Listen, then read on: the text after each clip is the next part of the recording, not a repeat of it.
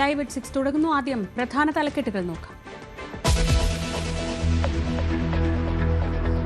നടിയെ കൂട്ടബലാത്സംഗം ചെയ്ത കേസിൽ ദിലീപ് കുറ്റവിമുക്തൻ. ദിലീപിനെതിരെ ഗൂഢാലോചന കുറ്റം തെളിയിക്കാനായില്ല. പൾസർ സുനി അടക്കം ആദ്യ 6 പ്രതികൾ കുറ്റക്കാർ. പ്രതികൾക്കെതിരെ കൂട്ടബലാത്സംഗം, ഗൂഢാലോചന കുറ്റങ്ങൾ. വിധി പ്രഖ്യാപനം വെള്ളിയാഴ്ച. പ്രോസിക്യൂഷൻ ഹൈക്കോടതിയിലേക്ക്.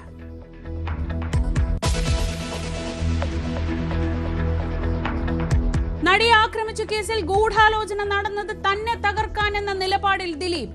വിധി അറിഞ്ഞ ശേഷമുള്ള ആദ്യ പ്രതികരണം മഞ്ജു വാര്യർക്കും പോലീസിനുമെതിരെ. ഗൂഢാലോചനയുടെ തുടക്കം മഞ്ജുവിന്റെ പരാമർശം.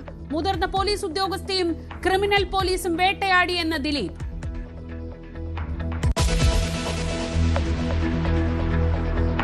കുറ്റവിമുക്തനായ ദിലീപിനെ ഇരുകൈയും നീട്ടി സ്വീകരിക്കാൻ സിനിമാ സംഘടനകൾ. തിരികെ എടുക്കുന്നത് ഉടൻ പരിഗണിക്കുമെന്ന് ഫെഫ്ക. അപേക്ഷ നൽകിയാൽ തിരിച്ചെടുക്കുമെന്ന് പ്രൊഡ്യൂസേഴ്സ് അസോസിയേഷൻ. കോടതി വിധിയെ ബഹുമാനപൂർവ്വം കാണുന്നെന്ന് താരസംഘടനയായ അമ്മ. കോടതി വിധി ആഘോഷമാക്കി ആരാധകർ.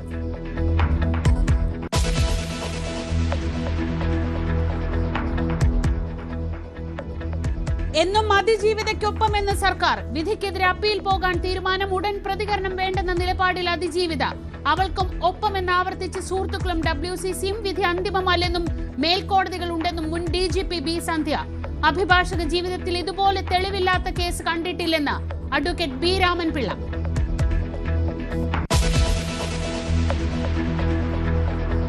രാഹുൽ മാങ്കൂട്ടത്തിനെതിരായ രണ്ടാമത്തെ ബലാത്സംഗ കേസിൽ തൽക്കാലം അറസ്റ്റ് തടഞ്ഞു കോടതി.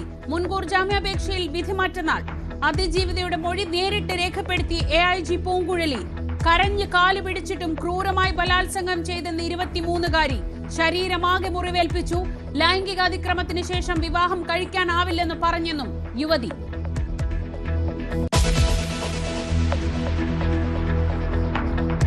സംവിധായകനെതിരെ പരാതി നൽകി വനിതാ ചലച്ചിത്ര പ്രവർത്തക. IFFK സ്ക്രീനിംഗിനിടെ മോശമായി പെരുമാറി. യുവതി മുഖ്യമന്ത്രിക്ക് പരാതി നൽകി.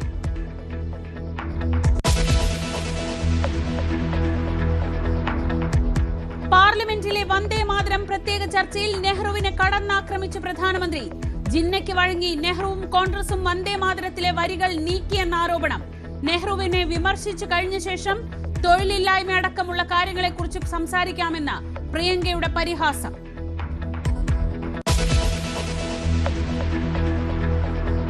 തദ്ദേശ തെരഞ്ഞെടുപ്പിന്റെ ആദ്യഘട്ട വോട്ടെടുപ്പ് നാളെ.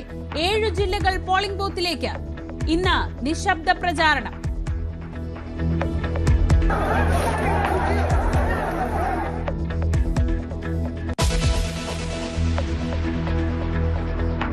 ഏറ്റവും പ്രധാനപ്പെട്ട വാർത്തയുടെ വിശദാംശങ്ങളിലേക്ക്. നടിയെ ആക്രമിച്ച കേസിൽ ദിലീപ് കുറ്റവിമുക്തൻ. ദിലീപിനെതിരെ പ്രോസിക്യൂഷന് ഗൂഢാലോചന തെളിയിക്കാൻ കഴിഞ്ഞില്ലെന്ന് എറണാകുളം പ്രിൻസിപ്പൽ സെഷൻസ് കോടതി ജഡ്ജി ഹണി M വർഗീസ് വിധിച്ചു. കേസിലെ 1-ാം പ്രതി പൾസർ സുനി ഉൾപ്പെടെ 6 പേർ കുറ്റക്കാരെന്ന് കോടതി കണ്ടെത്തി. പ്രതികൾക്കെതിരെ കൂട്ടബലാത്സംഗം, ഗൂഢാലോചന കുറ്റങ്ങൾ തെളിഞ്ഞു. ഇവരുടെ ശിക്ഷ വെള്ളിയാഴ്ച വിധിക്കും. പ്രതികളെ ഒളിവിൽ പോകാൻ സഹായിച്ച ചാർലിയെയും 10-ാം പ്രതിയായ ശരത്തിനെയും വെറുതെ വിട്ടു. കേരളമേറെ ചർച്ച ചെയ്ത നടി ആക്രമണ കേസിൽ എറണാകുളം പ്രിൻസിപ്പൽ സെഷൻസ് കോടതി വിധി പ്രസ്താവത്തിലേക്ക് കടന്നിരിക്കുന്നു. പ്രതികൾ 1 മുതൽ 6 വരെയുള്ള പ്രതികളാണ് കുറ്റക്കാരെന്ന് കോടതി കണ്ടെത്തിയിരിക്കുന്നു. ഏറ്റവും സുപ്രധാനമെന്ന് പറയുന്നത് കേസിൽ പ്രതി ചേർത്തിരുന്ന 8-ാം പ്രതിയായിരുന്ന നടൻ ദിലീപ് കുറ്റക്കാരനല്ല എന്ന കോടതിയുടെ കണ്ടെത്തൽ തന്നെയാണ് ഏറ്റവും ശ്രദ്ധേയമാകുന്നത്. 1 മുതൽ 10 വരെ പ്രതികളാണ് ഈ കേസിലുണ്ടായിരുന്നത്. ഇതിൽ 6 പ്രതികൾ, തുടക്കത്തിലുള്ള 1 മുതൽ 6 വരെയുള്ള പ്രതികളാണ് കേസിലെ കുറ്റകൃത്യത്തിൽ പങ്കെടുത്തവരെന്നതാണ് എറണാകുളം പ്രിൻസിപ്പൽ സെഷൻസ് കോടതിയുടെ കണ്ടെത്തൽ. ജഡ്ജി ഹണി M വർഗീസാണ് ഇത് ശിക്ഷ. ഈ കേസിൻ്റെ വിചാരണ കോടതി ജഡ്ജിയായിരുന്ന ഹണി M വർഗീസ് തന്നെയാണ് വിധി പ്രസ്താവത്തിലേക്ക് കടന്നിട്ടുള്ളത്. ഇവർക്കുള്ള ശിക്ഷ, കുറ്റക്കാരെന്ന് കണ്ടെത്തിയവർക്കുള്ള ശിക്ഷ ഈ മാസം 12-ാം തീയതിയായിരിക്കും വിധിക്കുന്നത്. ഇവർക്കെതിരെ ചാർജ് ചെയ്ത കുറ്റങ്ങൾ നിലനിൽക്കുമെന്നാണ് കോടതി കണ്ടെത്തിയത്. വിവിധ കുറ്റങ്ങൾ, ബലാത്സംഗം മുതൽ കുറ്റകരമായ ഗൂഢാലോചന ഉൾപ്പെടെ വിവിധങ്ങളായ വകുപ്പുകൾ ഇവർക്കെതിരെ ചുമത്തിയിട്ടുണ്ട്. ഈ കുറ്റങ്ങൾ ഇവർക്കെതിരെ നിലനിൽക്കും എന്നതാണ് കോടതിയുടെ കണ്ടെത്തൽ. ഏറ്റവും സുപ്രധാനമെന്ന് പറയുന്നത് പിന്നീട് ബാക്കിയുള്ളവർ ഉള്ളത് നടൻ ദിലീപ് ഉൾപ്പെടെയുള്ളവർ ഇതിൽ പ്രതി ചേർത്തിരുന്നു. ഗൂഢാലോചന അടക്കമുള്ള വകുപ്പുകളാണ് ദിലീപിനെതിരെ പ്രതി ചേർത്തിരുന്നത്. എന്നാൽ ഇത് സംശയാതീതമായി തെളിയിക്കാൻ കഴിഞ്ഞിട്ടില്ല എന്നതടക്കമുള്ള കാരണങ്ങളാണ് ദിലീപിനെ എല്ലാം തന്നെ ഈ കേസിൽ നിന്ന് ഒഴിവാക്കാനുള്ള കാരണമായിട്ട് വിലയിരുത്തപ്പെടുന്നത്. ഏതായാലും ഒന്നാം പ്രതി പൾസർ സുനി, അതോടൊപ്പം തന്നെ രണ്ടാം പ്രതി മാർട്ടിൻ ആൻ്റണി, മൂന്നാം പ്രതി ബി മണികണ്ഠൻ, നാലാം പ്രതി VP സജേഷ്, വടിവാൾ സാലിം എന്ന് പറയുന്ന H സാലിം, ആറാം പ്രതി പ്രദീപ് എന്നിവർക്കാണ് കോടതി ശിക്ഷ വിധിച്ചിരിക്കുന്നത്. ഏഴാം പ്രതിയായിരുന്ന ചാർലി ഇവർക്ക് ഒളിസങ്കേതങ്ങൾ ചെയ്തു കൊടുത്തു എന്നതായിരുന്നു ചാർലിക്കെതിരെ ചുമത്തിയിരുന്ന കുറ്റം. എട്ടാം പ്രതിയായിരുന്നു ദിലീപ്. ഗൂഢാലോചന ഉൾപ്പെടെയുള്ള വകുപ്പുകളാണ് ചുമത്തിയിരുന്നത്. ഒൻപതാം പ്രതിയായ സനിൽകുമാർ, മേസ്ത്രി സനിൽ എന്നറിയപ്പെടുന്ന സനിൽ, ജയിലിനകത്ത് വെച്ച് ഇവർക്ക് സഹായം ചെയ്തു കൊടുത്തു പ്രതികൾക്ക് എന്നതായിരുന്നു, പൾസർ സുനിക്കടക്കം സഹായം ചെയ്തു കൊടുത്തു എന്നതായിരുന്നു ചുമത്തപ്പെട്ടിരുന്ന കുറ്റം. അതോടൊപ്പം അനുബന്ധ കുറ്റപത്രത്തിന്റെ ഭാഗമായി ഈ ഉദ്യോഗസ്ഥരെ അപായപ്പെടുത്താനുള്ള ശ്രമങ്ങളുണ്ടായിരുന്ന സംവിധായകൻ ബാലചന്ദ്രകുമാറിന്റെ വെളിപ്പെടുത്തലിനെ തുടർന്നായിരുന്നു ദിലീപിന്റെ അടുത്ത സുഹൃത്തായ G ശരത്തിനെ ഈ കേസുമായി ബന്ധപ്പെട്ടുകൊണ്ട് പ്രതി ചേർക്കുന്നത്. എന്നാൽ ശരത്തിന് ഉൾപ്പെടെയുള്ളവർക്കെതിരെ ഈ 7 മുതലുള്ള 10 വരെയുള്ള പ്രതികൾക്കെതിരെ ചുമത്തപ്പെട്ട കുറ്റം അതിൽ വേണ്ടത്ര തെളിവുകളടക്കം സമർപ്പിക്കാൻ കഴിഞ്ഞിട്ടില്ല, അല്ലെങ്കിൽ ആ രീതിയിലേക്ക് പോകാനായിട്ട് അന്വേഷണ സംഘത്തിന് കഴിഞ്ഞിട്ടില്ല എന്ന വിലയിരുത്തലാണ് ഉള്ളതെന്നാണ് മനസ്സിലാക്കാനായിട്ട് സാധിക്കുന്നത്. 1 മുതൽ 6 വരെയുള്ള പ്രതികളുടെ ശിക്ഷ 12-ാം തീയതിയായിരിക്കും കോടതി വിധിക്കുക. കേരളം വളരെ സാഗൂതം ഇത് കേസുമായി ബന്ധപ്പെട്ടുകൊണ്ട് എന്താണ് നടക്കുന്നതെന്ന് ഓരോ തവണയും അന്വേഷിച്ചിരുന്ന വളരെ പ്രമാദമായ ഒരു കേസിലാണ് ഇപ്പോൾ ഇതിൽ കുറ്റക്കാരെന്ന് പ്രതികൾ 1 മുതൽ 6 വരെയുള്ള പ്രതികൾ കുറ്റക്കാരെന്ന് കോടതി കണ്ടെത്തിയിരിക്കുന്നത്. ഏതായാലും വിധി പ്രസ്താവം സംബന്ധിച്ച് ദിലീപിനെ ദിലീപ് അടക്കമുള്ള പ്രതികളെ ഇതിൽ നിന്ന് ഒഴിവാക്കിയതടക്കമുള്ള കാര്യങ്ങൾ സംബന്ധിയായി പല വിയോജന അഭിപ്രായങ്ങളും തന്നെ ഉയരുന്നുണ്ട്. അതിജീവിതയ്ക്ക് നീതി കിട്ടിയില്ല എന്നതുൾപ്പെടെയുള്ള ചില വിമർശനങ്ങളടക്കം ഉയരുന്ന ഒരു സാഹചര്യം കൂടി നിലവിലുണ്ട്. ഏതായാലും ഇക്കാര്യത്തിൽ അതിജീവിതയ്ക്കൊപ്പമാണ് സർക്കാർ എന്ന് പ്രഖ്യാപിച്ചുകൊണ്ട് അപ്പീൽ പോകുമെന്ന് നിയമകാര്യമന്ത്രി P രാജീവ് തന്നെ വ്യക്തമാക്കുന്നു. പ്രോസിക്യൂഷനും ഇതേ രീതിയിൽ തന്നെയാണ് പറഞ്ഞത്. മേൽക്കോടതികളിൽ അപ്പീൽ നൽകും എന്നതാണ് പറഞ്ഞത്. ഏതായാലും 12-ാം തീയതിത്തെ വിധി പ്രസ്താവത്തിന് ശേഷം പിന്നീടും അങ്ങോട്ടും ഈ കേസുമായി ബന്ധപ്പെട്ടുകൊണ്ട് നിയമയുദ്ധം തന്നെയായിരിക്കും ഉണ്ടാകുക എന്നത് ഉറപ്പാണ്. ദീർഘകാലത്തെ വ്യവഹാരങ്ങൾക്കൊടുവിൽ കുറ്റവിമുക്തനാക്കിയ വിധി ദിലീപിന് വലിയ ആശ്വാസമാണ്. കേസിൽ പ്രതിയാക്കി ജീവിതവും കരിയറും നശിപ്പിക്കാൻ ഗൂഢാലോചന നടന്നുവെന്നാണ് വിധിക്ക് ശേഷം ദിലീപിന്റെ ആദ്യ പ്രതികരണം. കോടതിക്ക് പുറത്തും വീടിന് മുന്നിലും ദിലീപിന് വലിയ സ്വീകരണമാണ് ആരാധകർ ഒരുക്കിയത്. വീട്ടിലെത്തിയ ദിലീപിനൊപ്പം കുടുംബാംഗങ്ങളും സന്തോഷം പങ്കിട്ടു. നടിയെ ആക്രമിച്ച കേസിൽ 7 വർഷവും 8 മാസവും കഴിഞ്ഞ വിചാരണയ്ക്കൊടുവിൽ ഇന്ന് വിധി പുറത്തു വരുമ്പോൾ ദിലീപ് കുറ്റവിമുക്തനാവുകയാണ്. എറണാകുളം പ്രിൻസിപ്പൽ സെഷൻസ് കോടതി ദിലീപിനെ കുറ്റവിമുക്തനാക്കിക്കൊണ്ടുള്ള വിധി പ്രസ്താവന നടത്തുമ്പോൾ ദിലീപ് മാധ്യമങ്ങളോട് പ്രതികരിക്കുന്നത് അങ്ങേയറ്റം വികാരാധീനനായാണ്. കഴിഞ്ഞ 9 വർഷവും നിങ്ങൾ പറഞ്ഞില്ലേ, ഇനി ഞാൻ പറയട്ടെ എന്ന് പറഞ്ഞാണ് ദിലീപ് തുടങ്ങുന്നത് തന്നെ. മഞ്ജു വാര്യർ ഉന്നയിച്ച ക്രിമിനൽ ഗൂഢാലോചന കുറ്റം, നടിയെ ആക്രമിച്ചതിൻ്റെ പിറ്റേ ദിവസം അമ്മ സംഘടിപ്പിച്ച ദർബാർ ഗ്രൗണ്ടിൽ അമ്മ സംഘടിപ്പിച്ച പരിപാടിയിൽ മഞ്ജു വാര്യർ നടിക്ക് പിന്തുണയും അർപ്പിച്ചുകൊണ്ട് പറഞ്ഞത് ഇങ്ങനെയാണ്: ഇതൊരു ക്രിമിനൽ ഗൂഢാലോചനയാണ് ഇതിന് പിന്നിൽ. അതിൽ കുറ്റവാളികൾ ആരൊക്കെയാണോ അവരെ എല്ലാം പുറത്തു കൊണ്ടുവരണം, അതിനുള്ള എല്ലാ പിന്തുണയും ഉണ്ടാകണമെന്ന് അഭ്യർത്ഥിക്കുകയാണ് എന്നാണ് മഞ്ജു വാര്യർ അന്ന് പറഞ്ഞത്. ആ ക്രിമിനൽ ഗൂഢാലോചന തൻ്റെ തലയിലേക്ക് കെട്ടിവെക്കുകയായിരുന്നു ഉന്നതയായ ഒരു പോലീസ് ഉദ്യോഗസ്ഥയും, അതും അന്വേഷണ സംഘത്തിൽ ഉന്നതയായ ഒരു പോലീസ് ഉദ്യോഗസ്ഥയും അവർ പറഞ്ഞിരിക്കുന്ന ചില പോലീസ് ക്രിമിനലുകളും എന്നാണ് ദിലീപ് പറഞ്ഞത്. ഇതിനിടയിൽ 8 വർഷത്തിനുള്ളിൽ തൻ്റെ കരിയർ തകർക്കുക, തൻ്റെ ജീവിതം തകർക്കുക തുടങ്ങിയവയായിരുന്നു ഇതുമായി അവർ ലക്ഷ്യമിട്ടത്. എന്തായാലും ഇപ്പോൾ കോടതി തന്നെ കുറ്റവിമുക്തനാക്കിയിരിക്കുകയാണ്. ഇനി അവശേഷിക്കുന്ന ഒരു ചോദ്യം, 8 വർഷം കൊണ്ട് ദിലീപിൻ്റെ കരിയർ എങ്ങോട്ട് പോയി? ദിലീപ് അഭിനയിച്ച ഓരോ സിനിമകളും വമ്പൻ ഫ്ലോപ്പുകളാകുമ്പോൾ, ദിലീപിൻ്റെ കരിയർ ബ്ലാക്ക് ഔട്ടായി പോകുമ്പോൾ ഇനിയുള്ള സാധ്യത എന്താണ്? ദിലീപ് ഈ മാസം തന്നെ റിലീസാവാനിരിക്കുന്ന ഏറ്റവും പുതിയ ചിത്രം ബബ്ബയുടെ റിലീസുമായി ബന്ധപ്പെട്ട് അതിലാണ് ഏറ്റവും കൂടുതൽ പ്രതീക്ഷ അർപ്പിക്കുന്നത്. ഈ കുറ്റവിമുക്തനാക്കപ്പെട്ട ഒരു സാഹചര്യത്തിൽ തൻ്റെ ചിത്രം അല്ലെങ്കിൽ തൻ്റെ സിനിമ വിജയം കാണുമെന്നുള്ളൊരു പ്രതീക്ഷയിലാണ് ദിലീപിൻ്റെ ആരാധകർ. ഇവിടെ പ്രധാനപ്പെട്ട ഒരു കാര്യം, ദിലീപിൻ്റെ ആരാധകർ അന്നും ഇന്നും ദിലീപിനോടൊപ്പം ഉണ്ടായിരുന്നു. അതുകൊണ്ട് തന്നെ ഈ 8 വർഷം ദിലീപ് അഭിനയിച്ച ഒരു ജോണറിലുള്ള സിനിമയ്ക്ക് ഇനി ഇടമുണ്ടോ എന്നുള്ളതാണ് ചോദ്യമാകുന്നത്. അങ്ങനെ ഒരു ഇടമുണ്ടെങ്കിൽ ദിലീപ് സിനിമ കൂടുതൽ വിജയത്തിലേക്ക് എത്തുകയും ചെയ്യും. അതുമാത്രമല്ല, ദിലീപിനെ കുറ്റവിമുക്തനാക്കിയ സാഹചര്യം കൂടി മുതലെടുത്തുകൊണ്ട് തൻ്റെ കരിയർ ഈ 8 വർഷം കൊണ്ട് പോലീസ് ഉദ്യോഗസ്ഥരുടെ ഗൂഢാലോചന കൊണ്ട് തൻ്റെ കരിയർ ബ്ലാക്ക് ഔട്ടായി പോയി, തൻ്റെ കരിയർ നശിച്ചുപോയി എന്നുള്ള പ്രചാരണമായിരിക്കും ഇനി ദിലീപിൻ്റെയും ദിലീപിന്റെ ആരാധകരുടെയും ഭാഗത്തു നിന്നുണ്ടാവുക. അതിജീവിത അല്ലെങ്കിൽ സർക്കാർ ഇതുമായി ബന്ധപ്പെട്ട് ഹൈക്കോടതിയിലോ അല്ലെങ്കിൽ ഉയർന്ന കോടതിയിലോ അപ്പീലിലേക്ക് പോകുന്നതുവരെയും ആ കേസിന്റെ പ്രൊസീഡിങ്സ് നിലനിൽക്കുന്നതുവരെ ദിലീപ് കുറ്റവിമുക്തൻ തന്നെയാണ്. കോടതി വിധി കേട്ട ശേഷം പുറത്തിറങ്ങിയ ദിലീപിന്റെ ആദ്യ പ്രതികരണം മുൻ ഭാര്യ മഞ്ജു വാര്യർക്കെതിരെയായിരുന്നു. തനിക്കെതിരായ ഗൂഢാലോചനയുടെ ആദ്യ കണ്ണി മഞ്ജു വാര്യരാണെന്ന് പറഞ്ഞു വെക്കുകയാണ് ദിലീപ്. താൻ ഗൂഢാലോചനയുടെ ഇരയെന്ന് ദിലീപ് പലവട്ടം പറഞ്ഞിട്ടുണ്ടെങ്കിലും ഇതാദ്യമായാണ് മഞ്ജുവിനെ പേരെടുത്തു പറഞ്ഞ് പ്രതിക്കൂട്ടിൽ നിർത്തിയുള്ള പ്രതികരണം എന്നത് ശ്രദ്ധേയമാണ്. ഇതിന് പിന്നിൽ നടന്നിരിക്കുന്നത് ഒരു ക്രിമിനൽ ഗൂഢാലോചനയാണ്. ഈ ഒരു ഗൂഢാലോചനയ്ക്ക് പിന്നിൽ പ്രവർത്തിച്ചവരെ നിയമത്തിന് മുന്നിൽ കൊണ്ടുവരാൻ ഉള്ള പ്രവർത്തനങ്ങൾക്കെല്ലാം അങ്ങേയറ്റം പൂർണ്ണമായ പിന്തുണ നൽകുക എന്നതാണ് നമുക്കിവിടെ ചെയ്യാൻ സാധിക്കുക. 8.5 വർഷങ്ങൾക്ക് മുമ്പ് എറണാകുളം ദർബാർ ഹാൾ മൈതാനത്ത് സിനിമാ സംഘടനകൾ വിളിച്ചു ചേർത്ത യോഗത്തിലാണ് നടിയെ തട്ടിക്കൊണ്ടുപോയി ബലാത്സംഗം ചെയ്തതിന് പിന്നിൽ ക്രിമിനൽ ഗൂഢാലോചനയെന്ന് മഞ്ജു വാര്യർ ഉറപ്പിച്ചു പറഞ്ഞത്. വാക്കുകളുടെ പുകമറയിൽ താനാണെന്ന് ബോധ്യമുണ്ടായിരുന്നെങ്കിലും ആ വേദിയിൽ ദിലീപ് മറുപടി പറഞ്ഞില്ല. എൻ്റെ കൂടെ ഏറ്റവും അധികം സിനിമ ചെയ്തിട്ടുള്ള ഒരു കുട്ടി കൂടിയായിരുന്നു. ശരിക്കും പറഞ്ഞാൽ നമ്മൾ ഉടനെ നമ്മുടെ വീടിൻ്റെ അകത്തേക്ക് തന്നെയാണ് നോക്കി പോകുന്നത്. വളരെ ഭയക്കുന്ന, ഇത് സിനിമയിൽ സംഭവിച്ചു എന്നതിനേക്കാളപ്പുറം നമ്മുടെ നാട്ടിൽ സംഭവിച്ചു എന്നതാണ് ഏറ്റവും ദാരുണമായ, നമ്മളെ വിഷമിപ്പിക്കുന്ന ഒന്ന്. ദിലീപിന്റെ മുൻ ഭാര്യ കൂടിയായ മഞ്ജു വാര്യരുടെ വാക്കുകൾ നടനെതിരായ സംശയങ്ങൾ ബലപ്പെടുത്തി.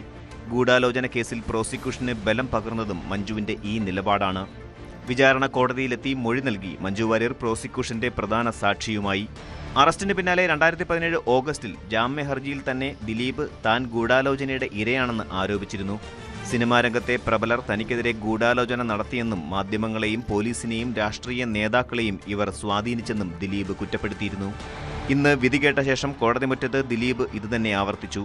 ക്രിമിനൽ ഗൂഢാലോചന ഉണ്ട്, ആ ക്രിമിനൽ ഗൂഢാലോചന അന്വേഷിക്കണമെന്ന് മഞ്ജു പറഞ്ഞിടത്തുനിന്നാണ് എനിക്കെതിരെയുള്ള ഗൂഢാലോചന ആരംഭിച്ചത്. അതിന് അന്നത്തെ ഉയർന്ന ഒരു മേലുദ്യോഗസ്ഥയും അവര് തെരഞ്ഞെടുത്ത ഒരു സംഘം ക്രിമിനൽ പോലീസുകാരും ചേർന്ന് ആണ് ഇങ്ങനൊരു നടപടി ഉണ്ടാക്കിയത്. അതിനായിട്ട് ഈ കേസില് മുഖ്യപ്രതിയെ കൂട്ടുപിടിച്ച് അയാളുടെ ജയിലിൽ ഉണ്ടായിരുന്ന കൂട്ടുപ്രതികളെയും കൂട്ടുപിടിച്ചിട്ട് ഈ പോലീസ് സംഘം ഒരു കള്ളക്കഥ മെനഞ്ഞെടുക്കുകയാണ് ചെയ്തത്. ഈ കേസിൽ ക്രിമിനൽ ഗൂഢാലോചനയുണ്ട്. ആ ക്രിമിനൽ ഗൂഢാലോചന അന്വേഷിക്കണമെന്ന് മഞ്ജു പറഞ്ഞതിൽ നിന്നാണ് എനിക്കെതിരെ ഗൂഢാലോചന ആരംഭിച്ചത്. അന്നത്തെ ഉയർന്ന മേലുദ്യോഗസ്ഥരും അവർ തെരഞ്ഞെടുത്ത ക്രിമിനൽ പോലീസുകാരും ചേർന്നാണ് എന്നെ വേട്ടയാടിയത്. തന്നെ പ്രതിയാക്കാനാണ് ഗൂഢാലോചന നടന്നതെന്നും അതിന്റെ ആദ്യ കണ്ണി മഞ്ജു വാര്യരെന്നും പരസ്യമാക്കുമ്പോൾ ദിലീപ് ലക്ഷ്യം വെക്കുന്നത് എന്ത്? പേര് പറഞ്ഞുള്ള ദിലീപിന്റെ വിമർശനത്തോട് മഞ്ജു വാര്യരും അതിജീവിത അടക്കമുള്ളവരും പ്രതികരിക്കുമോ എന്നും കാത്തിരിക്കാം. ന്യൂസ് 18 കൊച്ചി. കോടതി വിധിക്കെതിരെ അപ്പീൽ പോകാനാണ് പ്രോസിക്യൂഷന്റെ നീക്കം. ഗൂഢാലോചന സംബന്ധിച്ച് തെളിവുണ്ടായിട്ടും വിചാരണ കോടതി ഇത് പരിഗണിച്ചില്ലെന്ന് കാട്ടി ഉടൻ ഹൈക്കോടതിയിൽ അപ്പീൽ ഹർജി ഫയൽ ചെയ്യും. അതിജീവിതയ്ക്കൊപ്പമാണെന്ന് സർക്കാർ കേന്ദ്രങ്ങളും പ്രതികരിച്ചു. ദിലീപ് അടക്കമുള്ളവർ ഗൂഢാലോചന നടത്തിയതിന് തെളിവില്ലെന്ന് ചൂണ്ടിക്കാട്ടിയാണ് കോടതി ഇവരെ വെറുതെ വിട്ടത്. എന്നാൽ ഗൂഢാലോചന സംബന്ധിച്ച് കൃത്യമായ തെളിവുണ്ടായിട്ടും ഇത് പരിഗണിച്ചില്ലെന്നാണ് പ്രോസിക്യൂഷൻ നിലപാട്.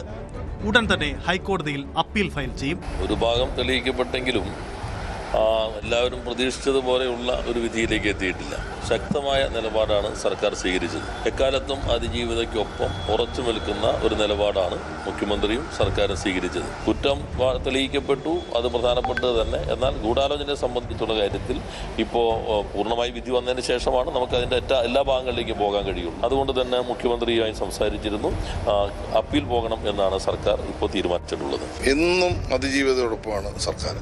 ആര് കുറ്റം ചെയ്താലും അത് എത്ര ഉന്നതനാണെങ്കിലും, പ്രത്യേകിച്ച് കേരളത്തിൻ്റെ മുഖ്യമന്ത്രി വളരെ വ്യക്തമായി തന്നെ പറഞ്ഞിട്ടുണ്ട്, ഏത് ഉന്നതനാണെങ്കിലും കുറ്റവാളിയാണെങ്കിലും നിയമത്തിന് മുന്നിൽ കൂട്ടും. അപ്പോൾ തീർച്ചയായിട്ടും എന്താണ് കോടതി ശിക്ഷിക്കപ്പെടാൻ ഇടവന്ന കാരണവും വെറുതെ വിടാനുണ്ടായ കാരണവും മനസ്സിലാക്കിയിട്ട് നമുക്കൊരു മറുപടി പറയാൻ പറ്റും. ഏറെ കോളിളക്കം സൃഷ്ടിച്ച തീരുമാനമായിരുന്നു ദിലീപിന്റെ അറസ്റ്റ്.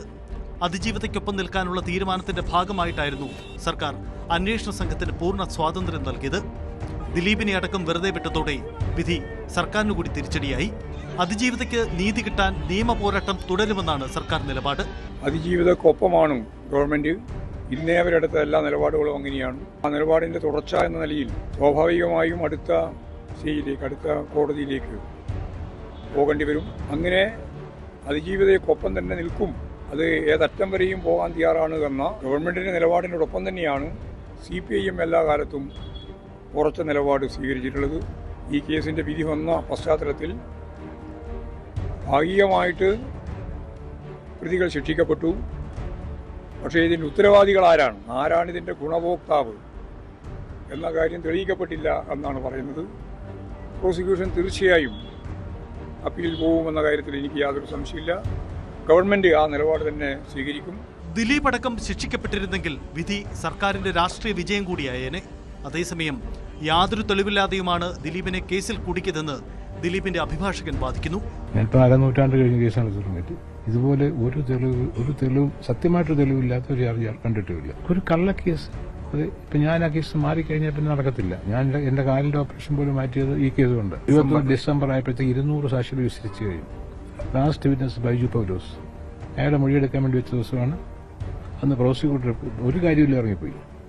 അതുകൊണ്ട് പെറ്റീഷൻ കൊടുത്തു, ഫർദർ ഇൻവെസ്റ്റിഗേഷൻ. അയാൾ കോടതി ഹാജരായില്ല. അങ്ങനെയാണ് മാറിപ്പോകുന്നത്. അല്ലെങ്കിൽ 2022 ഏപ്രിലിൽ തീരേണ്ട കേസ്. തദ്ദേശ തെരഞ്ഞെടുപ്പ് വോട്ടെടുപ്പിന് തൊട്ടു തലേന്നാണ് പ്രമാദമായ കേസിൽ വിധി വന്നത്. വിധി തെരഞ്ഞെടുപ്പിനെ സ്വാധീനിക്കാതിരിക്കാനുള്ള മുൻകരുതലാണ് അപ്പീൽ പോവാനുള്ള പെട്ടെന്ന് തന്നെ ഉണ്ടായ തീരുമാനം. ന്യൂസ് 18 കൊച്ചി.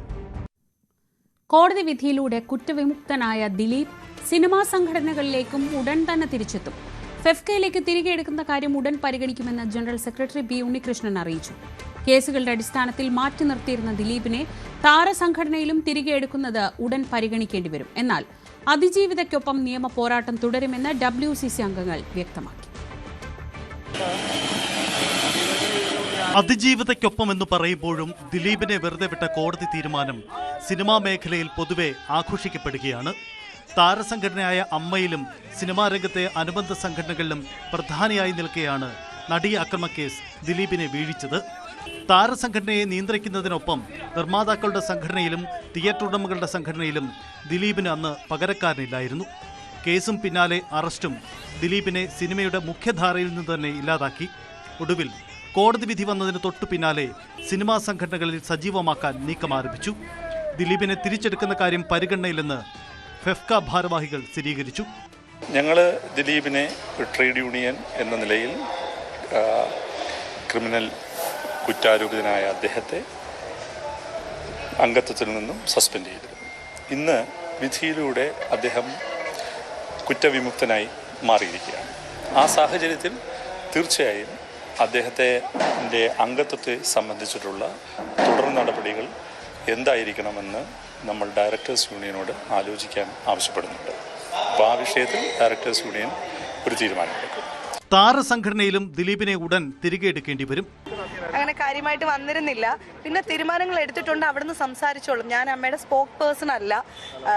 വ്യക്തിപരമായിട്ടാണെങ്കിൽ എനിക്കതൊരു സന്തോഷം തരുന്ന വാർത്ത തന്നെയാണ്. കാരണം ദിലീപേട്ടനെ പോലൊരാൾ അന്നും ഇന്നും ഞാൻ അത് തന്നെ പറയുന്നത്. അദ്ദേഹം അങ്ങനെ തെറ്റ് ചെയ്തെന്ന് ഞാൻ ഒരിക്കലും വിശ്വസിക്കുന്നില്ല.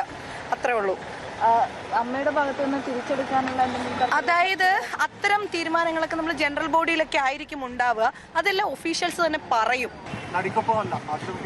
അങ്ങനെ പറയുന്നില്ല. അതായത് രണ്ടുപേരും നമ്മുടെ കൊളീഗ്സ് ആണ്, നമ്മുടെ ഫ്രണ്ട്സ് ആണ്. പക്ഷെ ഇദ്ദേഹം അത് ചെയ്യില്ല എന്നൊരു വിശ്വാസമാണ് എനിക്ക് അന്നും ഇന്നും. അത് ഞാൻ എവിടെ ഓപ്പൺ ആയിട്ട് പറഞ്ഞിട്ടുള്ള ഒരു വ്യക്തിയാണ്. നിയമം നീതിയുടെ വഴിക്ക് പോകുമെന്നാണ് കോടതി വിധിയോടുള്ള താരസംഘടനയുടെ ഔദ്യോഗിക പ്രതികരണം. അമ്മ സംഘടനാ പ്രസിഡന്റ് ശ്വേതാ മേനോനും ജനറൽ സെക്രട്ടറി കുക്കു പരമേശ്വരനും കൂടുതൽ പ്രതികരണങ്ങൾക്ക് തയ്യാറായിട്ടില്ല. അതേസമയം അതിജീവിതയ്ക്ക് നീതി കിട്ടിയില്ലെന്ന നിലപാടിലാണ് WCC. അതിജീവിതയ്ക്കൊപ്പം പോരാട്ടം തുടരുമെന്ന് സമൂഹ മാധ്യമങ്ങളിലൂടെ ഇവർ നിലപാട് വ്യക്തമാക്കി. ന്യൂസ് 18 കൊച്ചി. ഇന്ന് ചേർന്ന എക്സിക്യൂട്ടീവ് യോഗം അടിയന്തരമായി വിളിച്ചുകൂട്ടിയതല്ലെന്ന് വ്യക്തമാക്കിയ ചലച്ചിത്ര താരങ്ങളുടെ സംഘടനയായ അമ്മ പുതിയ പദ്ധതികൾ ചർച്ച ചെയ്യാനായി മുൻകൂട്ടി തീരുമാനിച്ചതാണ് ഇന്നത്തെ യോഗം എന്ന് വാർത്താക്കുറിപ്പിൽ അറിയിച്ചു. പുതിയ പ്രോഗ്രാമുകളെക്കുറിച്ചാണ് ചർച്ച ചെയ്തത്. പുതുവർഷത്തിൽ പരിപാടികൾ നടത്തുന്നതിന് പുതിയ കമ്മിറ്റികൾ തീരുമാനിച്ചു. കോടതി വിധിയെ ബഹുമാനപൂർവ്വം കാണുന്നുവെന്ന് വാർത്താക്കുറിപ്പിൽ അവസാന വരിയായി ചേർത്തിട്ടുണ്ട്. ദിലീപിന്റെ അറസ്റ്റിലേക്ക് അടക്കം വഴി തെളിച്ചത് പൾസർ സുനി ജയിലിൽ നിന്ന് കൈമാറിയ ഒരു കത്താണ്. കേസിൽ ദിലീപിന്റെ പങ്ക് വെളിപ്പെടുത്തുന്നതായിരുന്നു ഈ കത്തിന്റെ ഉള്ളടക്കം. പണം കൈമാറണമെന്ന ആവശ്യവും ഈ കത്തിൽ ഉന്നയിച്ചിരുന്നു. എന്നാൽ കത്ത് ദിലീപിന് കൈമാറാൻ കഴിഞ്ഞില്ല. അന്വേഷണ സംഘം കത്ത് കണ്ടെടുക്കുകയും ചെയ്തതോടെയാണ് ദിലീപിന്റെ അറസ്റ്റിലേക്ക് കാര്യങ്ങൾ നീങ്ങിയത്. വിവരങ്ങളുമായി ഡാനി പോൾ. ഡാനി, ഈ കേസിൽ ഇന്നിപ്പോൾ ഗൂഢാലോചന തെളിയിക്കാനായില്ല, അതിൽ പ്രോസിക്യൂഷൻ പരാജയപ്പെട്ടു എന്ന് കാണിച്ച് ദിലീപിനെ വെറുതെ വിട്ടെങ്കിലും ഈ കത്തായിരുന്നു ഈ കേസിൽ ഏറ്റവും നിർണായകമായി മാറിയത്. ആ ഒറ്റ കത്തിലൂടെയാണ് ഒരുപക്ഷെ ഈ കേസിനെ സംബന്ധിച്ച് വളരെ പ്രധാനപ്പെട്ട ചില വിവരങ്ങൾ പൊതുസമൂഹത്തിന് മുന്നിലെത്തുന്നതും. എത്രത്തോളം നിർണായകമായിരുന്നു ഈ കത്ത്? ഇന്നിപ്പോൾ ഈ കത്തിന് ഈ കേസിന്റെ വിചാരണ വേളയിൽ കാര്യമായി ഒന്നും ചെയ്യാൻ കഴിഞ്ഞില്ലേ? ശ്രീജ, ഈ കേസ് ഉയർന്നു വന്ന സമയത്ത് ദിലീപിന്റെ പേര് ഇതിനോട് കൂട്ടി വായിക്കപ്പെടുമ്പോൾ തന്നെയും ഇതിൽ എന്ത് തെളിവ് എന്നതടക്കമുള്ള കാര്യങ്ങൾ ഉയർന്നു നിന്നിരുന്നു. ആ ഘട്ടത്തിലാണ് ഈ ഒരു കത്ത് ഉയർന്നു വരികയും ചെയ്യുന്നത്. ഈ കത്ത് ജയിലിൽ നിന്ന് എഴുതിയ, അതായത് കാക്കനാട് ജില്ലാ ജയിലിൽ നിന്ന് 12/4/2017 എന്ന ഡേറ്റിൽ അവർ ഈ കത്ത് തടവുപുള്ളികൾക്ക് കത്ത് എഴുതണമെങ്കിൽ അങ്ങനെ സീൽ ചെയ്ത് കൊടുക്കുന്ന, കടലാസ് കൊടുക്കുന്ന രീതിയാണുണ്ടായത്. പക്ഷേ ഈ കത്ത് എഴുതിയതിനു ശേഷം പിന്നീട് അത് കോടതിയിലേക്ക് പോകുമ്പോൾ രഹസ്യമായിട്ട് കയ്യിൽ കരുതുകയും പിന്നീട് ഈ പൾസർ സുനിയുടെ സുഹൃത്തിന് ഈ കത്ത് കൈമാറുകയും ചെയ്യുന്നു. പിന്നീട് കത്ത് കൈമാറിയ വിജേഷ് അടക്കമുള്ള ആളുകളിലേക്കാണ് ഈ കത്ത് എത്തുന്നത്. ഇത് ദിലീപിനെ നേരിട്ട് ഏൽപ്പിക്കണം എന്ന രീതിയിൽ പറഞ്ഞാണ് എഴുതുന്നത്. പക്ഷെ നേരിട്ട് കത്ത് നൽകാനായിട്ട് സാധിച്ചില്ല. പിന്നീട് ഈ കത്ത് പുറത്തു വരുന്നു. പലരിലൂടെ തന്നെ ഈ കത്ത് പുറത്തു വരികയും ചെയ്യുന്നുണ്ട്. അന്വേഷണ സംഘം ഇതിന്റെ ഒറിജിനലെ കണ്ടെടുക്കുകയും ചെയ്തിരുന്നു. ഇതിൽ പ്രധാനമായും പറഞ്ഞിരുന്നത് ഈ കേസുമായി ബന്ധപ്പെട്ട കാര്യങ്ങൾ തന്നെയായിരുന്നു. ഈ കേസിൽ ദിലീപിന്റെ ഒരു പങ്കാളിത്തം വളരെ വ്യക്തമാകുന്ന കാര്യങ്ങളെ കുറിച്ച് പറയുന്നു. തന്റെ കൂടെയുള്ളവരെ സംരക്ഷിക്കേണ്ടത് തനിക്ക് ഉത്തരവാദിത്തമാണ് എന്ന് ഈ പൾസർ സുനി കത്തിലടക്കം വ്യക്തമാക്കുന്നുണ്ട്. പലരും കാര്യങ്ങൾ തുറന്നു പറയാൻ തന്നെ നിർബന്ധിക്കുന്നുണ്ട്. തനിക്ക് ഇപ്പോൾ വലിയ ബുദ്ധിമുട്ടിലേക്ക് കാര്യങ്ങൾ നീങ്ങുകയാണ്, താൻ എന്ത് ചെയ്യണം എന്നതടക്കമുള്ള കാര്യങ്ങൾ ചോദിക്കുകയും ചെയ്യുന്നുണ്ട്. ദിലീപേട്ട, ഞാൻ സുനിയാണ് എന്ന് പറഞ്ഞാണ് ഈ കത്ത് തുടങ്ങുകയും എല്ലാം തന്നെ ചെയ്യുന്നത്. വ്യക്തമാക്കുന്നത് ഈ കത്തിൽ ദിലീപുമായുള്ള ഒരു ബന്ധം തന്നെയാണ് കൃത്യമായിട്ട് വ്യക്തമാക്കുന്നത്. വലിയ സൗഹൃദം ഉണ്ടായിരുന്നു എന്ന രീതിയിൽ തന്നെയാണ് പറയുന്നത്. സൗണ്ട് തോമ മുതൽ ജോസേട്ടൻ പൂരം വരെയുള്ള കാര്യങ്ങൾ ഞാൻ ആരോടും പറഞ്ഞിട്ടില്ല എന്ന് പറയുമ്പോൾ തന്നെ അതിലൊരു ഭീഷണിയുടെ ശബ്ദവും അതിൽ തീർച്ചയായും തന്നെ അടങ്ങിയിട്ടുണ്ട്. ഈ കത്ത് പുറത്ത് അറിയിക്കുവാൻ ഉള്ള ഒരു സാഹചര്യം കാര്യങ്ങളും അതിൽ സൂചിപ്പിക്കുന്നു. നാദർഷയെ ഞാൻ വിശ്വസിക്കണമോ എന്നതടക്കമുള്ള കാര്യങ്ങൾ ചോദിച്ച ശേഷം ഇതിൽ കത്ത് അവസാനിപ്പിക്കുകയാണ് ചെയ്യുന്നത്. ഏതായാലും കത്ത് വലിയ രീതിയിൽ ചർച്ചയായ ഒരു കാര്യമാണ്. പക്ഷേ വിചാരണ വേളയിലേക്ക് അടക്കം പോകുമ്പോൾ ഇതിനപ്പുറത്തേക്ക് ഒരുപാട് കടന്നു പോകാനായിട്ട് കഴിഞ്ഞിരുന്നില്ല എന്ന വിലയിരുത്തലാണ് ഇപ്പോൾ പലർക്കുമുള്ളത്. അതുകൊണ്ട് തന്നെയാണ് ദിലീപ് കേസിൽ നിന്ന് വിടുതൽ വാങ്ങുകയും ചെയ്യുന്നത്. ശ്രീജ. ശരി, ഡാനി പോളാണ് വിവരങ്ങൾ നൽകിയത്. ഈ കേസിൽ ഏറ്റവും നിർണായകമായ ഒരു തെളിവായിരുന്നു അന്ന് പൾസർ സുനി ജയിലിൽ നിന്ന് എഴുതിയ ഈ കത്ത്. ദിലീപ് ക്രിമിനൽ ഗൂഢാലോചന നടത്തിയെന്നതിന് കൃത്യമായ തെളിവുകൾ കോടതിയെ ബോധ്യപ്പെടുത്തുന്നതിൽ പ്രോസിക്യൂഷൻ പരാജയപ്പെട്ടതാണ് ഇന്നത്തെ വിധിയിലേക്ക് കാര്യങ്ങൾ എത്തിച്ചത്. സാഹചര്യ തെളിവുകൾ മാത്രം നിരത്തി ക്രിമിനൽ ഗൂഢാലോചന തെളിയിക്കാനും കഴിഞ്ഞില്ല. ദിലീപ് എന്ന ഗോപാലകൃഷ്ണൻ മലയാളത്തിലെ ജനപ്രിയ നായകൻ 2017 ഫെബ്രുവരിയിൽ നടന്ന ഒരു ഹീനകൃത്യത്തിൽ നടിയെ ആക്രമിച്ച കേസ് എന്ന് പിന്നീട് മാധ്യമങ്ങളൊക്കെ പറഞ്ഞ സംഭവത്തിൽ പ്രതിയാക്കപ്പെടുകയാണ്. 8ാം പ്രതി. എന്തൊക്കെയാണ് ദിലീപിന്റെ മേൽ ചാർത്തപ്പെട്ട കുറ്റങ്ങൾ? ക്രിമിനൽ ഗൂഢാലോചന, അതായത് IPC 120B, 20 വർഷം വരെ തടവ് ശിക്ഷ ലഭിക്കാവുന്ന കുറ്റം. അന്യായ തടങ്കൽ, സ്ത്രീത്വത്തെ അപമാനിക്കൽ, ആക്രമണം, കൂട്ടബലാത്സംഗം, ഭീഷണിപ്പെടുത്തൽ, തെളിവ് നശിപ്പിക്കൽ, തട്ടിക്കൊണ്ടുപോകൽ, പ്രേരണാകുറ്റം, പൊതു ഉദ്ദേശത്തോടെ കുറ്റകൃത്യം. ഇത് മാത്രമല്ല, മറ്റു പ്രതികളിൽ ഉള്ള കുറ്റത്തേക്കാൾ ഒന്നുകൂടി IT നിയമപ്രകാരം സ്വകാര്യ ചിത്രമോ ദൃശ്യമോ പകർത്തുക, ഇലക്ട്രോണിക് തെളിവുകൾ നശിപ്പിച്ചതിനുള്ള കുറ്റം, ഇതൊക്കെ ദിലീപിന്റെ മേൽ ചാർത്തപ്പെട്ടു. 8 വർഷം വിചാരണ നടന്നു. ക്രിമിനൽ ഗൂഢാലോചന എന്ന IPC 120B സെക്ഷൻ തെളിയിക്കാൻ പ്രോസിക്യൂഷനായില്ല. അഭിഭാഷകരോട് സംസാരിക്കുമ്പോൾ, നിയമവിദഗ്ധരുമായി നമ്മൾ സംസാരിക്കുമ്പോൾ ഏറ്റവും കൂടുതൽ തെളിയിക്കാൻ പ്രയാസമുള്ള ഒരു വകുപ്പ് കൂടിയാണ് IPC 120B. പ്രോസിക്യൂഷന് ഇതുമായി ബന്ധപ്പെട്ട് വളരെ കൃത്യമായ ഡയറക്റ്റ് എവിഡൻസ് കോടതിക്ക് മുന്നിൽ ഹാജരാക്കേണ്ട പശ്ചാത്തലമുണ്ട്. നേരത്തെ പറഞ്ഞതുപോലെ കുറ്റം തെളിയിക്കാൻ, കുറ്റവാളിയാണെന്ന് കൃത്യമായി കോടതിയെ ബോധ്യപ്പെടുത്താൻ വളരെ കൃത്യമായ തെളിവുകൾ വേണം എന്നർത്ഥം. കാര്യങ്ങൾ ഡയറക്റ്റ് അല്ലെങ്കിൽ കോടതി സംശയത്തിന്റെ ആനുകൂല്യം പ്രതിക്ക് നൽകും, സംശയമില്ല. ഇവിടെ വളരെ കൃത്യമായി നമുക്കറിയാം, സാഹചര്യ തെളിവുകളാണ് ദിലീപുമായി ബന്ധപ്പെട്ട കേസിൽ പ്രധാനമായും പ്രോസിക്യൂഷൻ ഹാജരാക്കിയത്. സാഹചര്യ തെളിവുകൾക്കനുസരിച്ച് മാത്രമാണ് ഇതുമായി ബന്ധപ്പെട്ട കാര്യങ്ങൾ മുന്നോട്ട് പോകാൻ പ്രോസിക്യൂഷനായത്. അതത്ര സ്ട്രോങ് ആയ സാഹചര്യ തെളിവുകളല്ല എന്നത് ഈ കേസുമായി ബന്ധപ്പെട്ട് ആദ്യം മുതൽ സംശയമുള്ള പല നിയമവിദഗ്ധരും ചൂണ്ടിക്കാട്ടിയത് നമ്മൾ കണ്ടതാണ്. ഏറ്റവും ഒടുവിൽ ഈ കേസിന്റെ വിധി വരുന്നതിന് തലേദിവസം പ്രോസിക്യൂഷൻ പോലും അങ്ങനെ ചില സംശയങ്ങൾ മുന്നോട്ട് വെച്ചിരുന്നു. അതിലൊന്ന് മുഖ്യപ്രതിയായ പൾസർ സുനി. നമുക്കറിയാം, ഈ കേസിൽ ഡയറക്റ്റായി പങ്കെടുത്ത ആളുകളാണ് 1 മുതൽ 6 വരെയുള്ള പ്രതികൾ. ബലാത്സംഗത്തിനടക്കം ഇവർക്കെതിരെ ഇപ്പോൾ ശിക്ഷാവിധി പ്രഖ്യാപിക്കാനിരിക്കുകയാണ്. ഈ പൾസർ സുനി എന്നയാൾ സിനിമാ രംഗത്ത് ഏറെ പരിചിതനായ ഒരാളാണ്. മുകേഷ് മുതൽ ഇങ്ങോട്ടുള്ള നിരവധി ആളുകളുടെ ഡ്രൈവറാണ്. ഇരയാക്കപ്പെട്ട ഈ സിനിമാ നടിയുടെ ഡ്രൈവറായി പോലും ഇയാൾ പ്രവർത്തിച്ചിട്ടുണ്ട്. ഇയാളുമായി ദിലീപിനുള്ള ബന്ധം, അതായത് ദിലീപിന്റെ മാനേജറുടെ ഫോണിലേക്ക് ഇയാൾ വിളിച്ച ഒരു കോള്, ആ കോൾ പണം ചോദിച്ചാണ് എന്നുള്ള പ്രോസിക്യൂഷന്റെ വാദം, ഇവയൊക്കെ ആയിരുന്നു വളരെ സ്ട്രോങ് ആയി പ്രോസിക്യൂഷൻ മുന്നോട്ട് വെച്ച തെളിവുകൾ ഒന്ന്. പക്ഷേ സിനിമാ രംഗത്തുള്ള ആളാണ്, അയാൾക്ക് നിരവധി ബന്ധങ്ങൾ ഉണ്ടാകാം. നിരവധി നടന്മാരുടെ ഡ്രൈവറാണ്. സിനിമയിലെ ഡ്രൈവേഴ്സ് അസോസിയേഷനുമായി ബന്ധപ്പെട്ട് പ്രവർത്തിക്കുന്ന ആളാണ് ഈ പൾസർ സുനി. അയാൾക്ക് ക്രിമിനൽ പശ്ചാത്തലമുണ്ട്, ശരിയാണ്. പ്രോസിക്യൂഷൻ ഹാജരാക്കിയ എവിഡൻസ് ആകട്ടെ ഈ പറഞ്ഞ ഫോൺ കോളും ഒപ്പം ഒരു സിനിമാ ലൊക്കേഷനിൽ പൾസർ സുനിക്കൊപ്പം ദിലീപ് നിൽക്കുന്ന ദൃശ്യങ്ങൾ മാത്രമാണ്. എന്നാൽ നേരിട്ട് ദിലീപ് ഇയാൾക്ക് പണം കൊടുത്തതിന്റെ യാതൊരു തെളിവും പ്രോസിക്യൂഷൻ ലഭിച്ചില്ല. അങ്ങനെ ഒരു സംഭവം ഉണ്ടായിട്ടേ ഇല്ല എന്ന് പ്രതിഭാഗം വാദിക്കുന്ന പശ്ചാത്തലമുണ്ടായിരുന്നു. ഒരു ഹോട്ടലിൽ CCTV ദൃശ്യങ്ങളിൽ, ദിലീപ് താമസിക്കുന്ന ഹോട്ടലിന്റെ CCTV ദൃശ്യങ്ങളിൽ പൾസർ സുനിയെ കണ്ടു എന്നുള്ളതാണ് മറ്റൊരു തെളിവായി മുന്നോട്ട് വെച്ചത്. പക്ഷേ ഈ പൾസർ സുനി ദിലീപിനെ കാണാൻ പോയതാണോ, അതോ ദിലീപിനെ കാണാൻ പോയത് മറ്റെന്തെങ്കിലും കാര്യങ്ങൾക്കാണോ? അങ്ങനെ നിയമത്തിന്റെ ഒരുപാട് ലൂപ്പ് ഹോൾസ് വളരെ കൃത്യമായി പ്രതിഭാഗത്തിന് മുന്നോട്ട് വെക്കാവുന്ന തരത്തിലുള്ള കാര്യങ്ങളാണ് അതുമായി ബന്ധപ്പെട്ട് സംഭവിച്ചത്. ഇനി ഈ വാർത്തയോടുള്ള പ്രതികരണങ്ങളിലേക്ക്. വിധി അന്തിമമല്ലെന്നും മേൽക്കോടതികൾ ഉണ്ടെന്നുമായിരുന്നു മുൻ DGP അന്വേഷണ ഉദ്യോഗസ്ഥയുമായ B. സന്ധ്യയുടെ പ്രതികരണം. അന്വേഷണ സംഘം നല്ല രീതിയിൽ പ്രവർത്തിച്ചു, എന്നാൽ ഗൂഢാലോചന തെളിയിക്കൽ വെല്ലുവിളിയായിരുന്നു. അന്തിമ വിധി വരെ ഇരയ്ക്കൊപ്പം ഉണ്ടാവുമെന്നും B. സന്ധ്യ പറഞ്ഞു.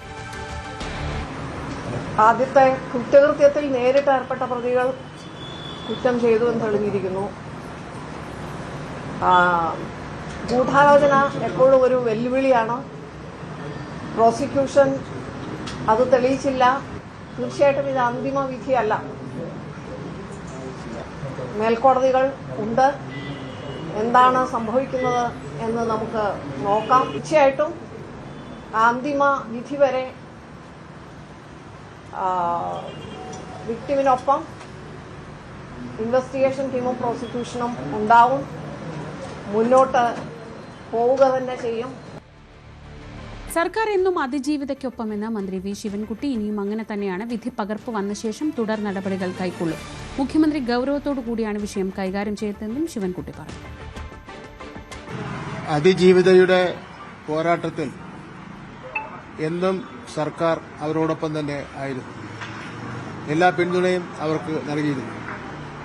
ഇനിയും അതിജീവിതയ്ക്ക് എല്ലാവിധ പിന്തുണയും ഗവൺമെന്റ് നൽകും. വിധിയുടെ പൂർണ്ണരൂപം വന്നിട്ടില്ല. വിധിയുടെ പൂർണ്ണരൂപം വന്നതിന് ശേഷം ഗവൺമെന്റ് ആലോചിച്ച് ആവശ്യമായ തീരുമാനങ്ങൾ കൈക്കൊള്ളും. വിധിയുടെ പൂർണ്ണരൂപം വരട്ടെ, അത് ഗവൺമെന്റ് പരിശോധിക്കും. നേരത്തെ ഇവിടെ ചോദിച്ചതുപോലെ ബഹുമാനപ്പെട്ട മുഖ്യമന്ത്രി അതീവ ഗൗരവത്തോടു കൂടിയാണ് ഈ വിഷയത്തെ കണ്ടിരുന്നത്. അദ്ദേഹം ഈ കാര്യത്തിൽ വളരെ ശക്തമായി തന്നെ ഇടപെട്ടിരുന്നു. അതുകൊണ്ട് തന്നെ വിധിയുടെ പൂർണ്ണരൂപം വന്നതിന് ശേഷം ഗവൺമെന്റ് ആലോചിച്ച് ഉചിതമായ തീരുമാനം കൈക്കൊള്ളുമെന്ന് നമുക്ക് പ്രതീക്ഷിക്കാം. നടിയെ ആക്രമിച്ച കേസിലെ 1 മുതൽ 6 വരെയുള്ള പ്രതികൾ കുറ്റക്കാരാണെങ്കിൽ അവർക്ക് ശക്തി പകർന്നവരാരെന്ന ചോദ്യം ബാക്കിയെന്ന് CPI സംസ്ഥാന സെക്രട്ടറി ബിനോയ് വിശ്വം. സിനിമയിൽ നീതിക്ക് വേണ്ടിയുള്ള സമരം ഇപ്പോഴത്തെ വിധിയോടെ അവസാനിക്കുന്നില്ലെന്നും ബിനോയ് വിശ്വം. 1 മുതൽ 6 വരെ പ്രതികൾ കുറ്റക്കാരാണെങ്കിൽ ഈ പ്രതികൾക്ക് ഈ കുറ്റം ചെയ്യാൻ ആരാണ് തുണയായത്? ആരുടെ പിൻബലമാണ് അവർ സഹായിച്ചത്? അവർക്ക് ഉത്തരം കിട്ടാൻ ബാക്കിയുള്ളൂ. തൽക്കാലം കോടതി അതേപ്പറ്റി ഒന്നും പറഞ്ഞില്ലെങ്കിലും ഇതിനപ്പുറം കോടതി ഉണ്ടല്ലോ, വിചാരണയും ഉണ്ടാകും. അത്തരം കോടതിയിലും ആ വിചാരണ വേളയിലും ഈ ചോദ്യങ്ങൾക്കെല്ലാം ഉത്തരം കിട്ടും. ഇതിൻ്റെ പുറകിൽ പലരും ഉണ്ടെന്ന കാര്യം ഉറപ്പാണ്. നടിയെ ആക്രമിച്ച കേസിൽ വിധി തൃപ്തികരമല്ലെന്ന് KPCC അധ്യക്ഷൻ സണ്ണി ജോസഫ്. കേസിൽ ഗൂഢാലോചന തെളിയിക്കാൻ കഴിഞ്ഞിട്ടില്ല. പ്രോസിക്യൂഷന്റെയും അന്വേഷണ സംഘത്തിന്റെയും പരാജയമാണെന്നും സണ്ണി ജോസഫ് പറഞ്ഞു. നടിയെ ആക്രമിച്ച കേസിലെ കോടതി വിധി ഒരു തൃപ്തികരമല്ല.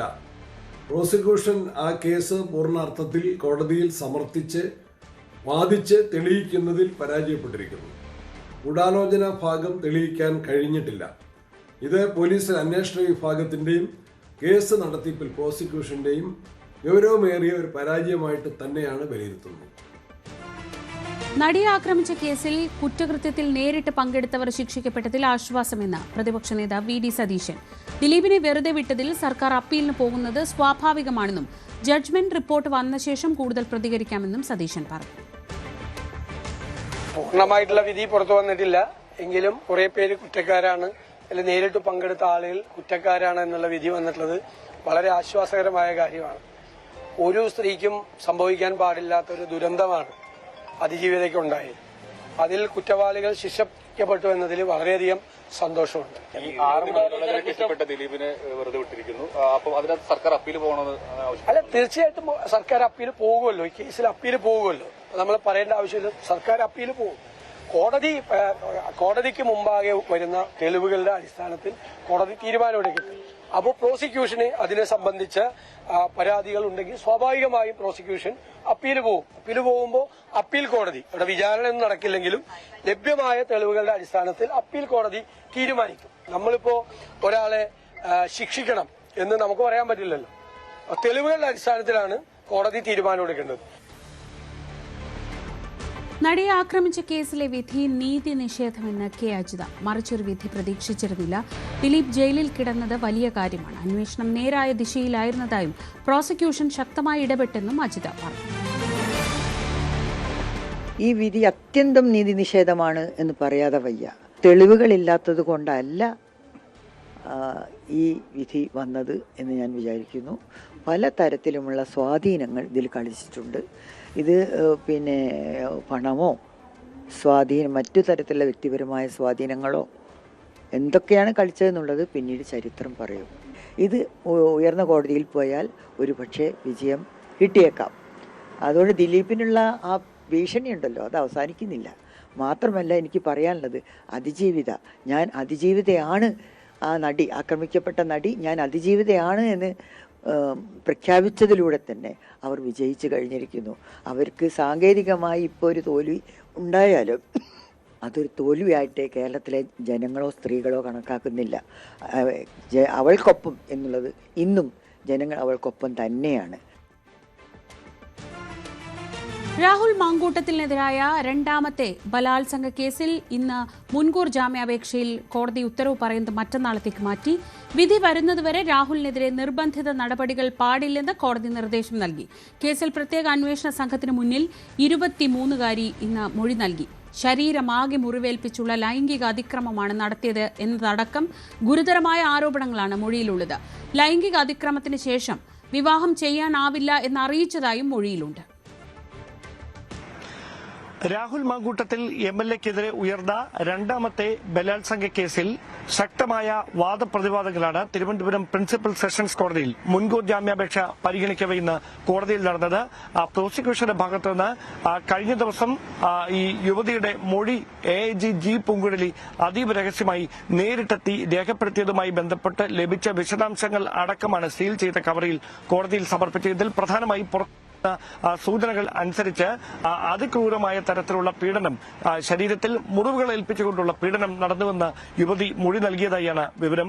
അതോടൊപ്പം തനിക്ക് പാനിക് അറ്റാക്ക് ഉണ്ടായതായും അതുപോലും വകവെക്കാതെ ശാരീരികമായി തന്നെ അതിക്രമിക്കുകയായിരുന്നു എന്നുമൊക്കെ ഈ യുവതി ഈ പരാതിയിൽ പറയുന്നുണ്ടെന്ന സൂചനകളാണ് ലഭിക്കുന്നത്. അതോടൊപ്പം KPCC അധ്യക്ഷന് ഇമെയിലായി അയച്ച പരാതിയിൽ പറഞ്ഞിരിക്കുന്ന എല്ലാ കാര്യങ്ങളും അതുപോലെ തന്നെ ഈ മൊഴിയായും അവർ നൽകിയിട്ടുണ്ട്. അതോടൊപ്പം I want to rape you എന്ന പരാമർശം നടത്തിക്കൊണ്ടാണ് രാഹുൽ മങ്കൂട്ടത്തിൽ തനിക്കെതിരെ ഈ അതിക്രമം നടത്തിയതെന്നും യുവതി അന്വേഷണ ഉദ്യോഗസ്ഥയ്ക്ക് മൊഴി നൽകിയിട്ടുണ്ട് എന്ന വിവരങ്ങളാണ് കോടതിയിൽ നിന്ന് പുറത്തുവരുന്നത്. എന്തായാലും ഈ കാര്യങ്ങളടക്കം പ്രോസിക്യൂഷൻ ശക്തമായ തരത്തിൽ മുൻകൂർ ജാമ്യം നൽകരുതെന്ന ആവശ്യം ഉന്നയിച്ചുകൊണ്ട് കോടതിയെ അറിയിച്ചിട്ടുണ്ട്. അതേസമയം ഇത് രാഷ്ട്രീയ പ്രേരിതമായ ഒരു കേസാണ്, അതുകൊണ്ടാണ് ഇത്രയധികം നാളിന് ശേഷം ഇങ്ങനെയൊരു പരാതി വരുന്നത് എന്ന കാര്യമാണ് പ്രതിഭാഗം കോടതിയിൽ വാദിച്ചത്. എന്തായാലും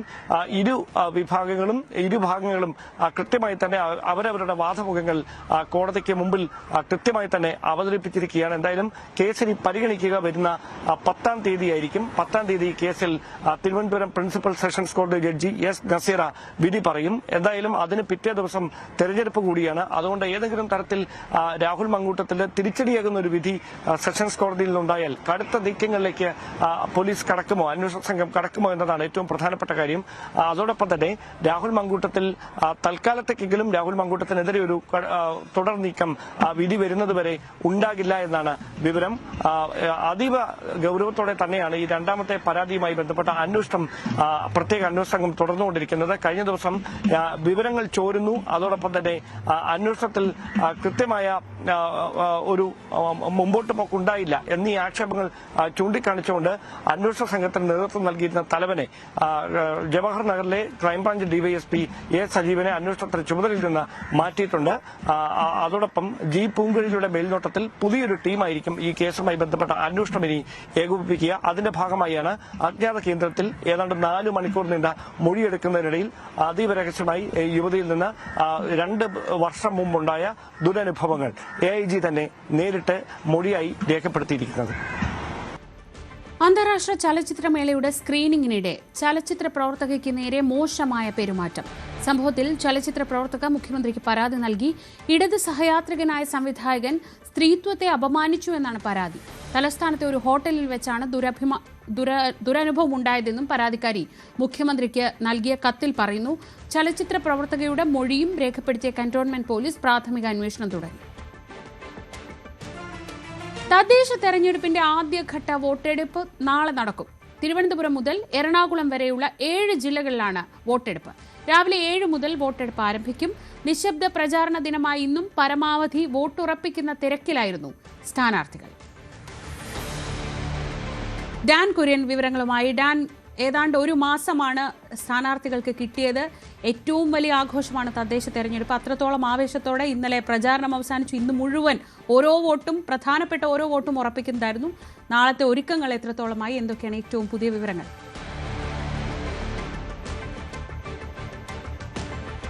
തിരുവനന്തപുരം മുതൽ എറണാകുളം വരെയുള്ള 7 ജില്ലകളിലെ 595 തദ്ദേശ സ്ഥാപനങ്ങളിലേക്കുള്ള തെരഞ്ഞെടുപ്പായിരിക്കും നാളെ നടക്കുക. അതിൽ തന്നെ 471 ഗ്രാമപഞ്ചായത്തുകൾ, 75 ബ്ലോക്ക് പഞ്ചായത്തുകൾ, 7 ജില്ലാ പഞ്ചായത്തുകൾ, 39 മുനിസിപ്പാലിറ്റികൾ, 3 കോർപ്പറേഷനുകൾ, ഇങ്ങനെ 11,168 വാർഡുകളിലേക്കുള്ള തെരഞ്ഞെടുപ്പാണ് നടക്കുന്നത്. എല്ലാ ഒരുക്കങ്ങളും പൂർത്തിയായിട്ടുണ്ട്. നാളെ രാവിലെ 7 മണി മുതൽ വൈകുന്നേരം 6 മണി വരെയാണ് വോട്ടെടുപ്പ് നടക്കുക.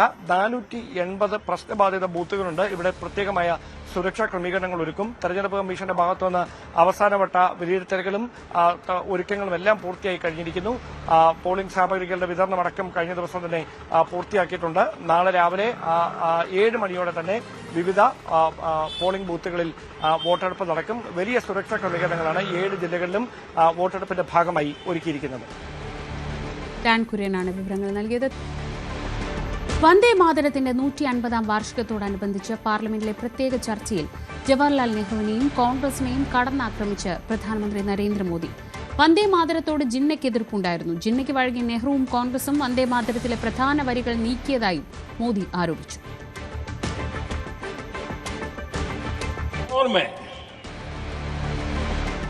एक फैशन हो गई थी भारत को कमजोर, निकम्मा, आलसी, कर्महीन, इस प्रकार भारत को जितना नीचा दिखा सके ऐसी एक फैशन बन गई थी. और उसमें हमारे यहां भी जिन्होंने तैयार किए थे वो लोग भी वही भाषा बोलते थे. सब बंकिम दा ने उस हीन भावना को भी झकझोरने के लिए और सामर्थ्य का परिचय कराने के लिए वंदे मातरम के भारत के सामर्थ्यशाली स्वरूप को प्रकट करते हुए आपने लिखा था, तम ही दुर्गा दश प्रहरण धारिणी कमला कमलदल विहारिणी वाणी विद्या दायिनी नमामि त्वाम नमामि कमलाम अमलाम अतुलाम सुजलाम सुफलाम मातरम वंदे मातरम. നെഹ്റുവിനെ വിമർശിച്ചു തീർന്നിട്ട് രാജ്യത്തെ തൊഴിലില്ലായ്മ അടക്കമുള്ള കാര്യങ്ങളെക്കുറിച്ച് സംസാരിക്കാമെന്നായിരുന്നു പ്രിയങ്ക ഗാന്ധിയുടെ പരിഹാസം. 1875 में महाकवि बंकिम चंद्र चट्टोपाध्याय ने इस गीत के पहले दो अंतरे लिखे जो आज हमारे राष्ट्र गीत घोषित हुए हैं, मतलब जो घोषित हुए थे और जिसको हम आज अपना राष्ट्र गीत कहलाते हैं. ये पहले दो अंतरे लिखे. 1882 में 7 साल बाद उनका एक उपन्यास प्रकाशित हुआ, आनंद मठ. उस उपन्यास में यही कविता उन्होंने प्रकाशित की, लेकिन इसमें 4 अंतरे जोड़ दिए.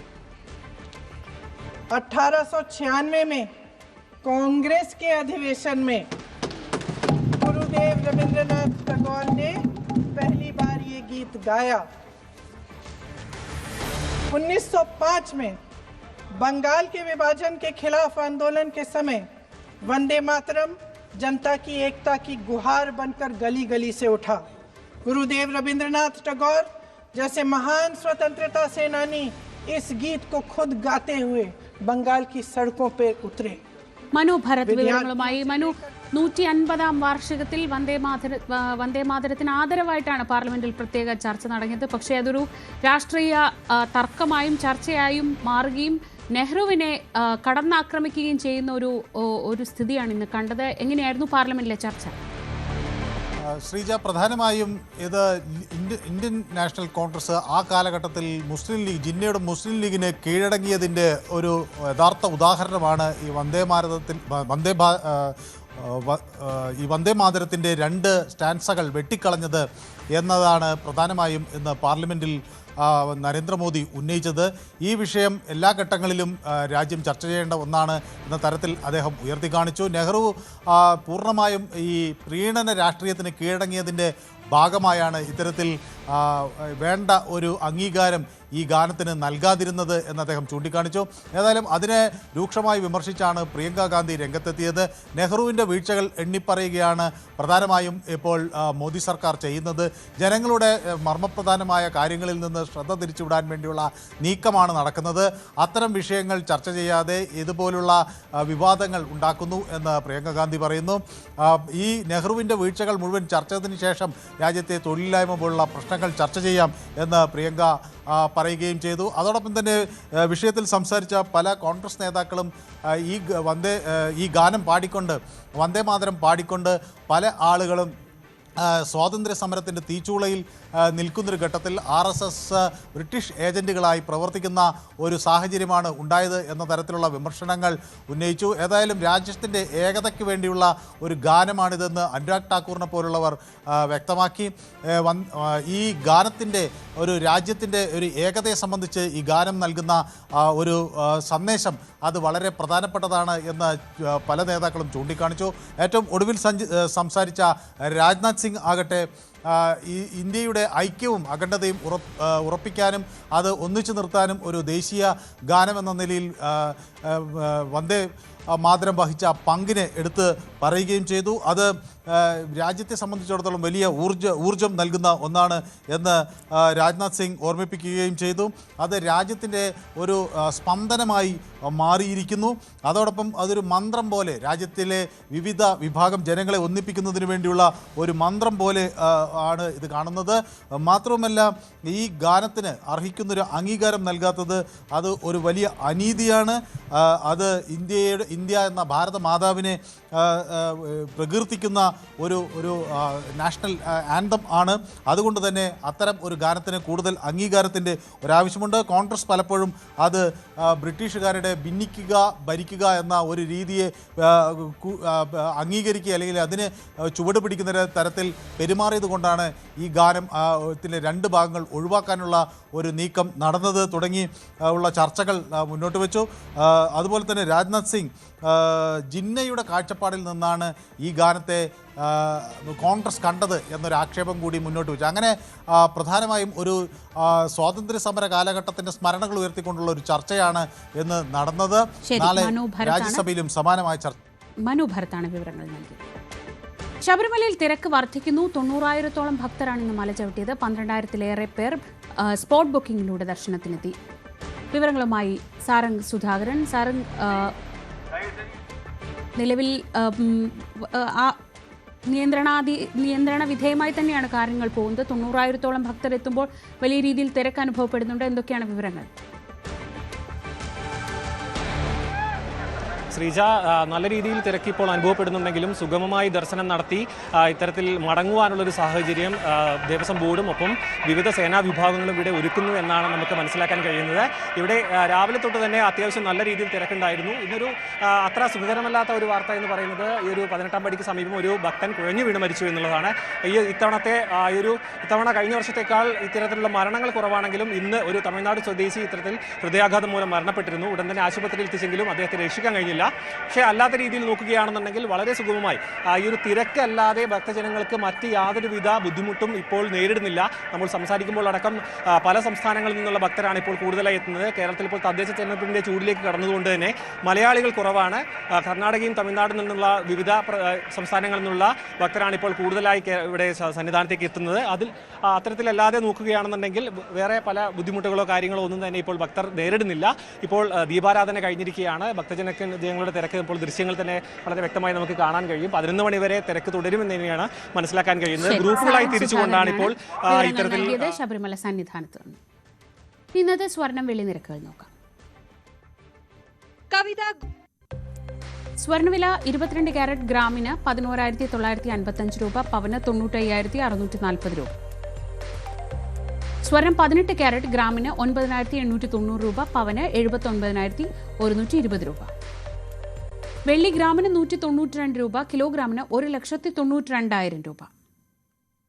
കവിത gold and diamond. Malabar gold and ഡയമണ്ട്സിന്റെ എറണാകുളം MG റോഡ് ഷോറൂമിൽ ആകർഷകമായ ആഭരണങ്ങളുടെ ആർട്ടിസ്ട്രി ജ്വല്ലറി ഷോ ഡിസംബർ 6 മുതൽ 14 വരെ നടക്കും.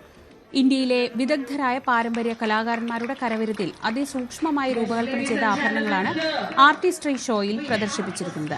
പരമ്പരാഗത ശില്പചാരുതയിൽ നിർമ്മിച്ചതും സമകാലിക മാതൃകയിൽ രൂപകൽപ്പന ചെയ്തതുമായ ആഭരണങ്ങളുടെ വലിയ ശേഖരമാണ് ഷോയിൽ ഒരുക്കിയിരിക്കുന്നത്. ഉദ്ഘാടന ചടങ്ങിൽ ചലച്ചിത്ര താരം ഷീലു എബ്രഹാം വിശിഷ്ടാതിഥിയായി. മലബാർ ഗോൾഡ് ആൻഡ് ഡയമണ്ട്സിന്റെ സബ് ബ്രാൻഡുകളായ mine diamond, Era uncut, divine, Indian heritage jewellery, ethnics, hand crafted jewellery, Precia gem jewellery, Viraaz royal polki jewellery, light weight jewellery, starlet kids jewellery എന്നിവയിൽ പ്രത്യേകം തെരഞ്ഞെടുത്ത കളക്ഷൻസ് ആർട്ടിസ്ട്രി ഷോയുടെ പ്രത്യേകതയാണ്. ഞാൻ പറഞ്ഞു പോയത് ഒരിക്കൽ ബീച്ച് പക്ഷേ ഇവിടെ നടക്കുന്നത്. ലൈവ് at 6 പൂർണ്ണമാവുകയാണ്. ഇടവേളയ്ക്ക് ശേഷം പ്രൈം ഡിബേറ്റ് കാണാം.